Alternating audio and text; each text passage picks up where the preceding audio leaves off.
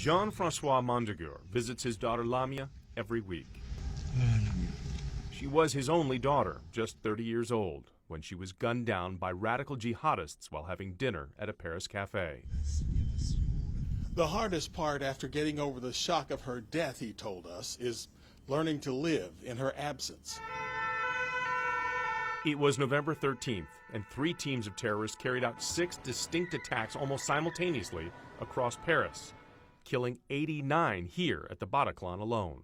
We must never forget this moment. Never. Patricia Correa lost her 35-year-old daughter at the Bataclan and keeps this memorial by her front door. Always fresh flowers. Yes, always. Her daughter lived with her, and her room to this day remains untouched. When she left the house, this is Yes, exactly, yes. you have not touched it in 3 years. No, I can't. The last memory she has of her daughter, walking into the coroner's office and identifying her body. On the other side of the glass, I saw my daughter with a sheet.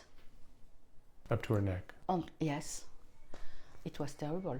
I can explain that. And I say, yes, this is my daughter. Hugo was my son, and he was also my best friend. So we shared together a lot of things. Stéphane Serrade knew his 23-year-old son Hugo loved music and went to the Bataclan, excited. And then he got a call he can't forget. From a very good friend, which is a doctor, a medicine doctor, and he was working in Paris hospital. And he said, "Oh, Stéphane, I've got very, very, very horrible news to say, but we found Hugo, and unfortunately Hugo is dead." But in that one moment, what happened to you? At that moment, I think it was something like a truck of 35 tons arriving in your head, in your face. For every victim, we found a story of unspeakable loss. One life was taken, but entire families shattered. You were late. I was late, and that was the biggest stroke of luck, and not all of my friends were that lucky.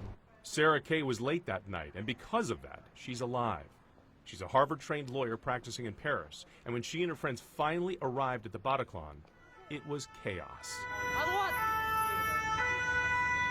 I saw people, bodies, mostly.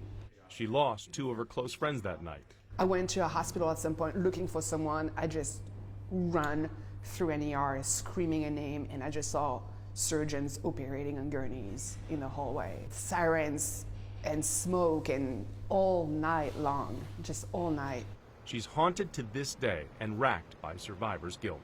You know, you always think you're going to be that person who's going to change something, and of course you're not. What could you have changed? Nothing, absolutely nothing. I don't think I could have. I mean, I maybe been a human shield. I don't know. But then you'd be dead. And then I'd be dead. For me, it is, I can't accept that.